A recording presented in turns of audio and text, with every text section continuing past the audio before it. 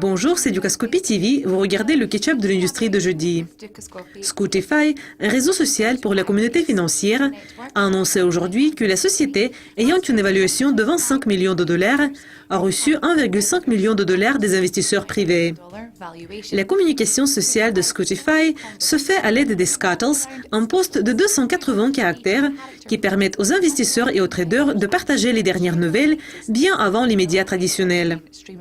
Cody Willard, le cofondateur de la société, a déclaré « Scootify offre un service unique pour les éditeurs qui veulent élargir leur public et les investisseurs qui ont besoin de nouvelles et d'analyses de haute qualité pour réussir dans les marchés. Presque tout notre financement est venu des utilisateurs actifs et cela témoigne de l'importance qu'ils voient dans Scootify. Scootify va également utiliser le nouveau financement pour accroître sa base d'utilisateurs et développer sa plateforme de trading en direct. Grâce à un partenariat avec Trader Brokerage, Scootify permet actuellement aux utilisateurs de négocier des actions et des options directement de son site web et des applications mobiles. Baker Tilly, les administrateurs du courtier Forex de détail malheureux LQD Markets Limited, a publié une mise à jour concernant le processus d'administration. La mise à jour comprend un document de questions et réponses. La plus grande partie de l'information concerne la prochaine réunion des clients et des créanciers prévue pour le 10 avril 2015.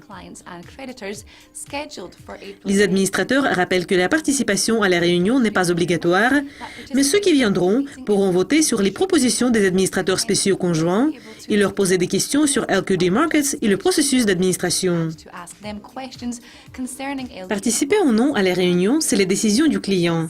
Et cela n'aura aucune incidence sur le traitement des demandes des clients, dit l'annonce. Vous pouvez consulter la liste complète et actualisée de questions et réponses en visitant le site internet de LeapRate.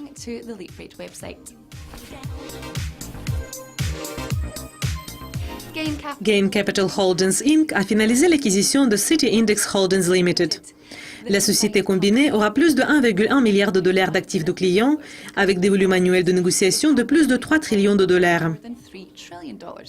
Glenn Stevens, le directeur général de Gain Capital, a déclaré « La clôture de cette transaction marque une autre étape importante dans le développement de Gain Capital. Et nous sommes ravis des forces supplémentaires qui ont été ajoutées grâce à cette union. » Le prix d'achat total s'élevait à environ 148 millions de dollars, dont environ 36 millions de dollars en espèces.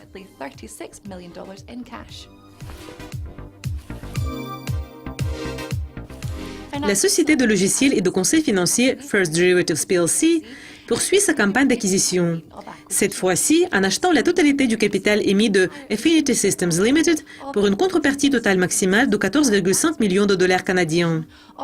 Affinity, basé à Toronto, est un fournisseur du développement de logiciels et des services de conseil, et il a récemment publié une solution logicielle qui aborde de grands défis en matière des données de l'entreprise. L'acquisition d'Affinity élargit les services de logiciels et de conseil de la société, en particulier dans des secteurs tels que les services publics, la santé et les finances. Il soutient la stratégie de First Derivatives pour pénétrer dans les secteurs verticaux supplémentaires en utilisant les capacités de sa plateforme Delta.